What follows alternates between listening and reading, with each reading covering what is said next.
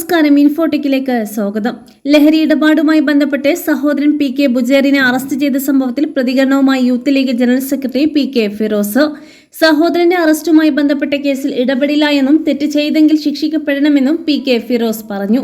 Police പിടികൂടിയ Riyas CPM പ്രവർത്തകനാണെന്നും ഇയാളെ പ്രാദേശിക നേതാക്കൾ ഇറക്കി കൊണ്ടുപോയെന്നും പി കെ ഫിറോസ് ആരോപിച്ചു. സഹോദരന്റെ അറസ്റ്റിൽ പി കെ ഫിറോസിനെതിരെ വ്യാപകമായ രാഷ്ട്രീയ വിമർശനങ്ങൾ ഉയർന്നതോടെയാണ് ഫിറോസ് മാധ്യമങ്ങളുടെ നിലപാട് വ്യക്തമാക്കിയത്. പോലീസിന്റെ കൃത്യനിർവഹണം തടസ്സപ്പെടുത്തി ആക്രമിച്ചുവെന്നാണ് ചുമത്തിയ കുറ്റം. സഹോദരൻ നടത്തിയ കുറ്റകൃത്യത്തിന് തന്നെ പഴിചാരുന്നു. തന്റെ രാഷ്ട്രീയം വേറെ, സഹോദരന്റെ രാഷ്ട്രീയം വേറെയുമാണ്. തന്റെ രാഷ്ട്രീയത്തെ വിമർശിക്കുന്നയാളാണ് സഹോദരൻ.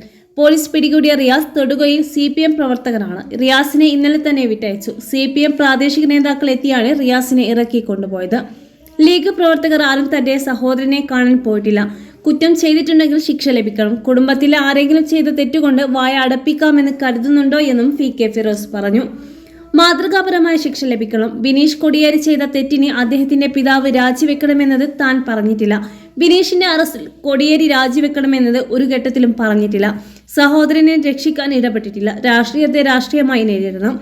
മുസ്ലിം ലീഗ് പ്രവർത്തകനുമല്ല, റിയാസ് CPM പ്രവർത്തകനാണെന്ന് മറച്ചുവെക്കുകയാണ്. പോലീസ് നടത്തുന്ന അന്വേഷണത്തെ സ്വാഗതം ചെയ്യുകയാണ്. ബുജേർ എന്ത് കുറ്റകൃത്യം ചെയ്താലും മാതൃകാപരമായ ശിക്ഷ നൽകണമെന്നും പി കെ ഫിറോസ് പറഞ്ഞു.